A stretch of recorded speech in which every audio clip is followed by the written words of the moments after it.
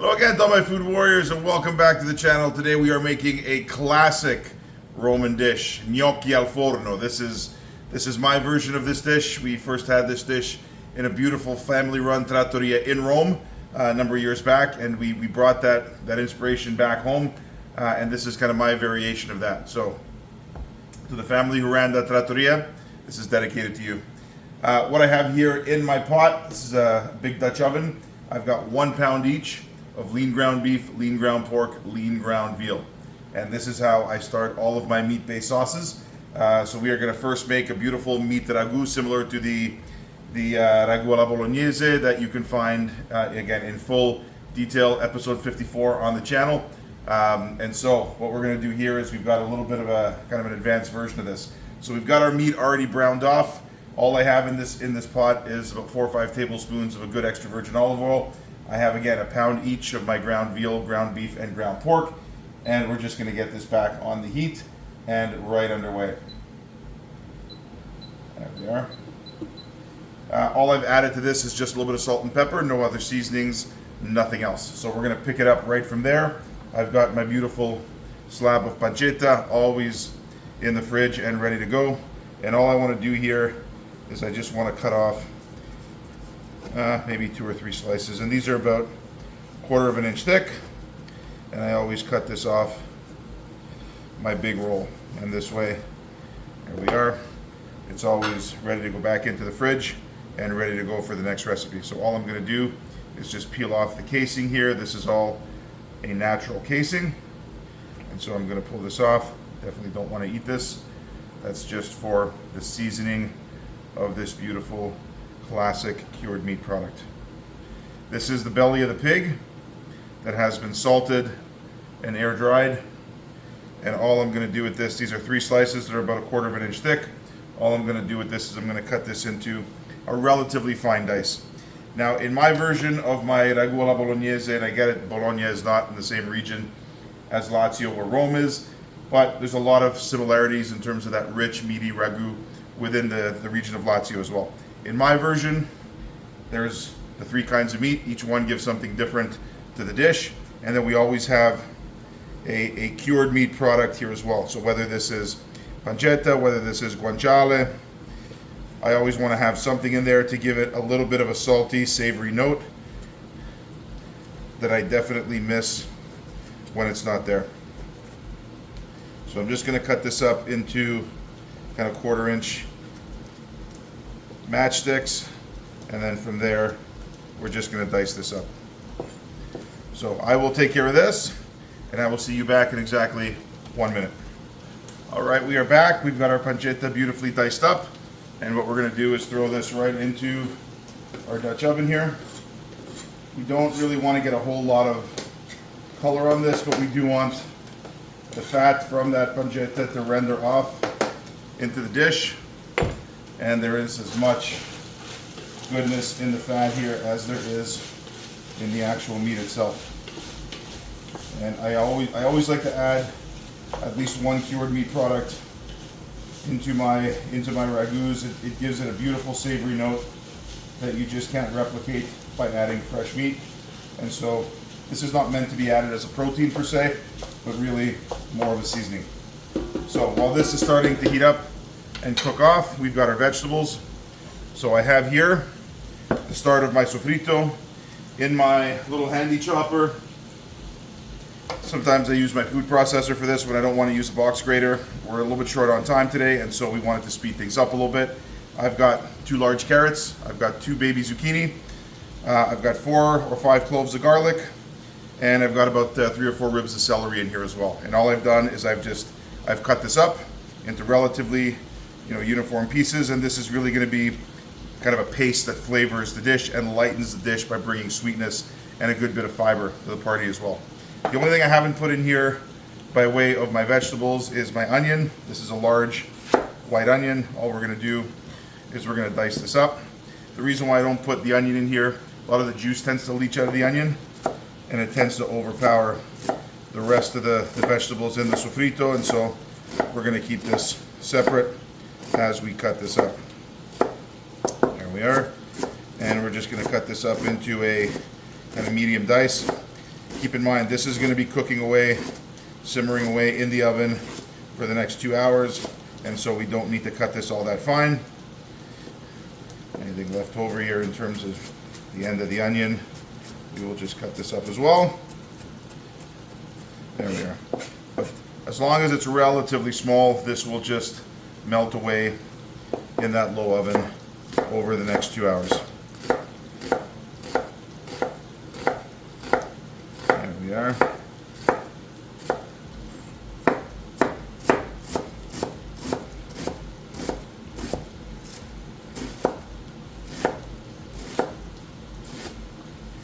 All right, and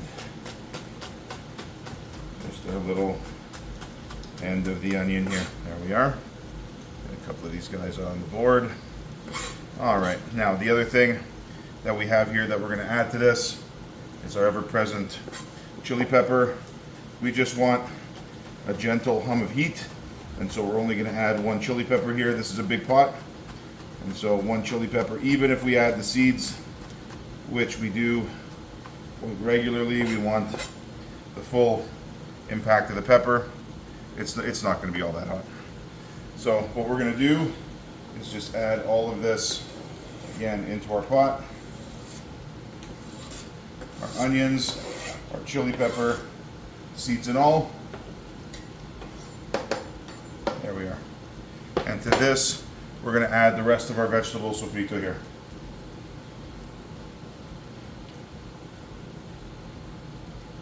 There we are. Now this is really going to lighten up our ragu. It's still going to be quite rich and meaty, but this brings a good bit of nutrition, a good bit of fiber, and it actually helps to lighten up the sauce. We're going to be cooking this with gnocchi, and gnocchi obviously are made with potatoes, so they can be quite stodgy as well. The vegetables really help to lighten up the dish, in addition to bringing a good bit of nutrition to the party. So all I'm going to do here now is add a little bit of salt and pepper. There we are. And we're going to let those vegetables sweat down. And as they do, they will deglaze all of those beautiful meat juices that have caramelized and have crystallized to the bottom of the pot here. So I'm going to let this go for about 5 or 6 minutes. I will see you in that time. It's been about 5 or 6 minutes. Our vegetables are starting to sweat down beautifully.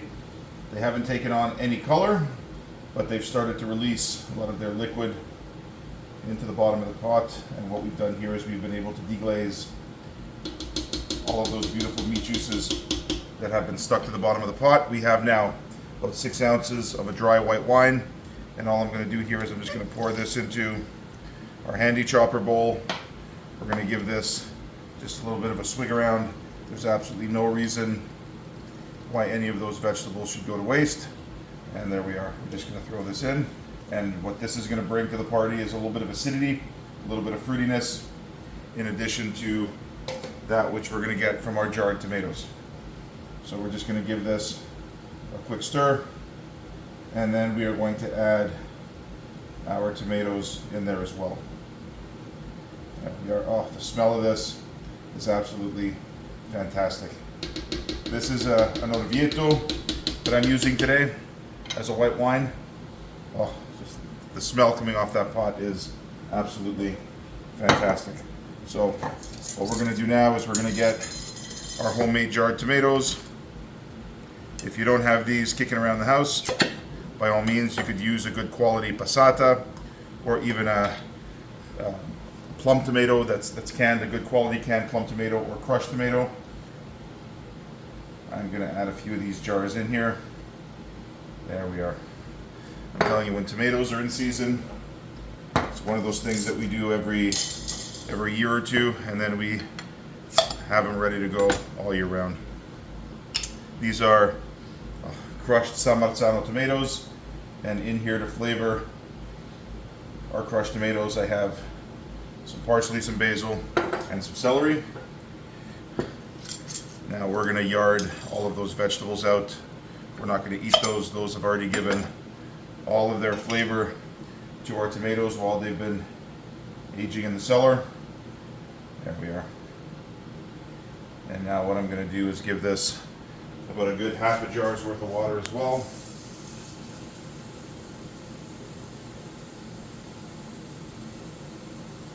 There we go. We want to make sure that all of this makes its way into the pot, that none of this is wasted. There we are. And then this is going to go into a 350 degree oven for about 2 hours uncovered. This will continue to reduce down. The reason why I like doing this in an oven as opposed to doing this on the stovetop, stovetops tend to have hot spots, and as good as these pots are at dissipating the heat, there always tends to be a little hot spot right under where the flame is. And so in an oven, the heat attacks the food from all sides, and with that you don't get the hot spots, and so you can just throw it in an oven and go do something else, get on with the rest of your day. There we are. So we're just going to give this a quick stir. We're going to bring this back up to the boil. There we are. And once this is back up to the boil, we're going to add a couple of last minute flavorings, and then we are going to get this guy right into the oven. So I will see you in about 5 or 6 minutes time. All right, we are back. As you can see, our sauce is just coming up to the boil. This is exactly what we want. So full transparency, I did add one more 1 liter mason jar of my homemade tomatoes to this pot. Reason being, it was a little bit thick, and that's just one of those things that you just develop that sense as you start cooking a little bit more and more. It was a little thick for my liking, and knowing that this would be going in the oven for a good 2 hours, it would continue to reduce and continue to thicken, and so there was still some additional space in our Dutch oven here. Added another 1 liter mason jar of our homemade tomatoes, recognizing full well that we're making a double batch here. This is not all for one dish. This freezes very, very well, and for you parents out there, this is a great way to hide vegetables, get them into your kids. Don't like this, don't like zucchini, don't like carrots, yeah. Put them in a sauce, trust me, they'll eat them. So what we're going to do now, just before this gets into the oven, we're going to season this with a little pinch of salt. We don't want to over salt, but we do recognize that none of the tomatoes had any salt in them, and so we just want to give this a little bit of a head start. A little pinch of cracked black pepper as well, freshly cracked black pepper. And then I've got about 4 or 5 bay leaves that I'm just going to throw in, and I've got 3 tablespoons of dry oregano. So the reason why we're putting this in now is we want this to bloom as it's cooking. So as this spends all of that time in the oven, we're going to give this a quick mix. That oregano will bloom and it will continue to flavor our ragu here. And then right as this comes out of the oven, we're going to finish this with a little bit of fresh basil, as we always do, to bring that flavor of the garden into our dish. So there we are. This is now bubbling away. We're going to turn the heat off this burner. Like I said, I'm going to throw this guy into a 350 degree oven, completely uncovered, and I will see you in 2 hours. All right, we are back. It's been a couple hours. Our sauce, our ragu, just out of the oven. So now what we're going to do here is we're just going to give this a quick once over, and look how beautifully thick this has gotten. This is absolutely perfect. It's not as loose as where we started, but it's not thick and stodgy. This will be absolutely fantastic to have with our gnocchi.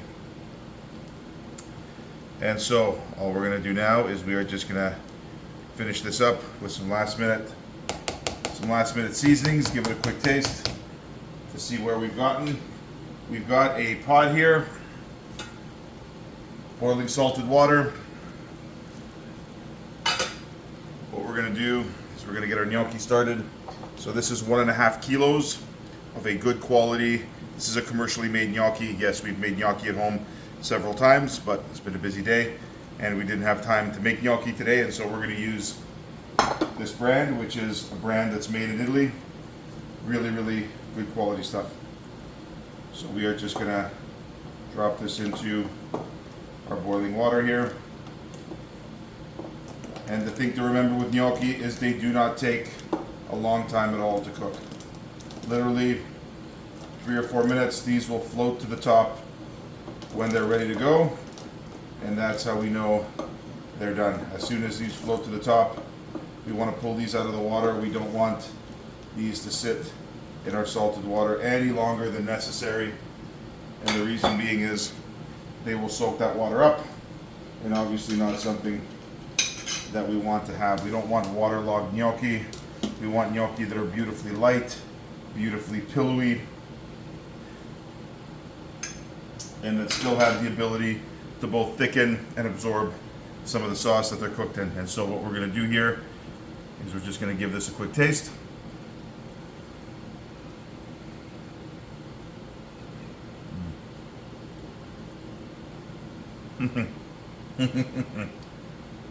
That is so good. It literally needs just a hint of salt and pepper from the point of view of seasoning. And so we're going to give this with just a very light pinch of salt, a little pinch of black pepper. There we are. And now what we're going to do is we're going to give this a stir. We are then going to fish out those bay leaves because they've done their job, but certainly you don't want to be eating those. And so we will pull these guys out. They have done what they were sent in there to do. And the last thing we're going to add here is just a little bit of basil from the garden. Come on, where are the other guys? I know they're in here. So if we can't find them now, there they are. We will find them a little bit later as we spread our ragu over our casserole. So we've got 3 here, we put 5 in. We know that we still have 2 to remove, not a problem. We'll be on the look for those just a little bit later. What we're going to do now with our basil, this is basil, beautifully fresh, just picked from the garden. There we are. And all we want here are just these beautifully tender leaves. So we will pull all of this off. And we want to maintain as much freshness as possible. This is why we're adding this at the end. We want to maintain that fragrance, that freshness. And basil is one of those things that every self-respecting Italian absolutely just loves the smell of fresh basil right out of the garden. There's nothing like it. You can't fake it. And so we're just going to give this just a rough chop. Nothing fancy. This is very rustic home cooking. We don't need to chiffonade this. This is not restaurant cooking. This is food that is made in the home. And more specifically, this is la cucina povera. This is food that's made essentially by the peasants historically, using whatever was readily available and on hand. Basil from the garden, a little bit of meat, whatever was kicking around. There we are. There we are. So we are just going to throw this right into our ragu as the final touch. This needs nothing further. We are absolutely ready to go and start assembling our dish. There we are. So now what we'll do is we'll give our gnocchi a little stir. We want to make sure that not one of these guys is getting stuck to the bottom of our pot. We just want to make sure that, there we are.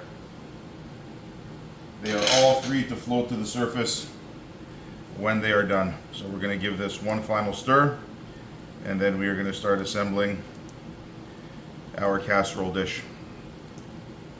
What I have here beside me is an earthenware oven ready casserole dish. This is how I like to cook these types of home cooked Italian dishes. It's rustic. Again, these are dishes that are traditionally made in the home. Aha, bay leaf. And clearly we want to keep that theme and keep that presentation as we take this to the table. So we have one final step here in our preparation. We're just going to put, there we are, some of our ragu right at the base of our casserole dish. There we are. And as the gnocchi float to the surface, we will add the gnocchi to this beautiful rich ragu as well. There we are. So we'll start with just a little bit of our ragu here. There we are. And then we can always add a little more if necessary. So I believe we have found our final bay leaf. Here he is. Good. All present and accounted for. And as these gnocchi float to the surface, we want to make sure they're ready to go. We simply skim these off the surface. We drain them well. And we add them to our casserole dish. So we're going to give our gnocchi another couple of minutes here while they finish cooking. But I will deposit these into our dish as we go. I will see you in about 2 minutes. We are back. All I'm doing now is I'm putting little bocconcini right on top here. So bocconcini is basically fresh mozzarella, little bite-sized fresh mozzarellas. We're putting those right on top, and those will melt in. Again, those will add a little bit of liquid to this as well. Very, very fresh, very, very milky. And then what I have here as well is some freshly grated mozzarella cheese. This is a dry curd mozzarella cheese that I grated just while I was waiting for my ragu to finish up in the oven. What I have here is about 300 grams, again, of a dry curd mozzarella cheese. This is typically what you would find on a pizza or a lasagna. And so what we're going to do is we're just going to put some of that in here as well. So as this goes into a hot oven to finish up, our cheese will melt. It will be beautifully creamy, beautifully gooey. And this is, again, country cooking, farmhouse cooking at its best. A few simple ingredients, but each one as good as it can be. There we are. And so we will just spread this around to make sure that our cheese goes absolutely everywhere. What we're going to do is we're going to finish this up in a 450 degree oven for between 15 and 20 minutes. All we want to do is melt this cheese on top. We want to get our ragu bubbling up once again. That ragu will soak and absorb into our gnocchi, and we will have a beautifully gooey, beautifully cheesy top layer. So I will see you in about 20 minutes time. All right, we are back. Fresh out of the oven. Look at this beauty. Now, we are just going to let this sit for about 2 or 3 minutes. This is absolutely napalm hot right on top. So this cheese needs to set for a couple of minutes, literally right out of the oven. This was about 15 minutes in the oven and about 3 minutes under the broiler, just to make sure that we had a little bit of a unified color here. But we're going to give this about 3 minutes. I will see you in 3 minutes when we are ready to serve. All right, we are just about ready to serve, but before we do, a couple of serving suggestions for this dish. Now this quantity here is enough easily for, I'd say 8 to 10 people, easily, 8 to 10 hungry adults. This will easily feed. Now, we've also made this before where we've served this in individual portions, where we made individual ramekins of this exact dish. And that way they come out of the oven, boom, right onto the table. Everyone's got their individual serving dish. Good, very nice preparation there as well. So, my mouth is watering. We are going to get right in there. So, there we are. This cheese is still molten hot, but look at that. Look at that. The beauty with this preparation is the cheese literally kisses all of the gnocchi. You don't just get a layer of cheese on top. The cheese is melted down into the ragu. It is coating all of the gnocchi. It has incorporated with the ragu. This is exactly what you're looking for on a cold winter's day, cold fall day, when you've been working outside or shoveling snow. I'm telling you, coming into this, there are a few things better. There we are. Oh, look at that. It's a little messy to serve, I'll give you that. But you know what? This is, as I say, home cooking at its best. And what we're gonna do here is we have a second spoon so that we make sure we scrape all of that cheese off. There we are. And it is right in there. This is comfort food like few other dishes I know. Now I'm not gonna touch this because this is, again, still rocket hot. Just gonna move this off to the side for a sec. There are only two things that this needs. Only two things. The first one is a little spoon of Coach Joe's chili oil. This stuff is absolutely nuclear. But you know what? When you're talking about a dish that's going to warm you from the inside out and food that's really here to feed the soul, this changes everything. That little spoon just gives it that little bit extra.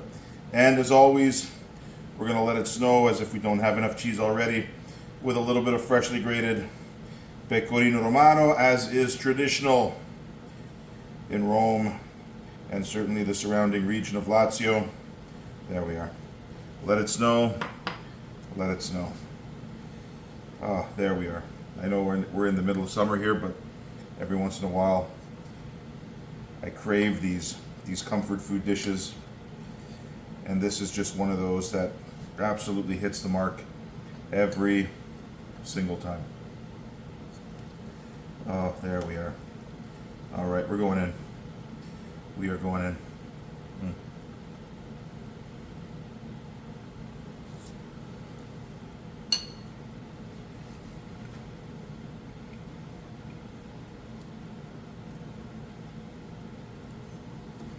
Beautiful pillowy gnocchi. They melt on the tongue. Beautifully light. That beautiful, rich, meaty sauce. The cheese just cuts right through that. Those bocconcini just give a beautiful, beautiful creamy, almost milky element to this dish. They really lighten up the ragu. That basil, beautifully fragrant. Look at that. Look at that. And that little hint of chili pepper.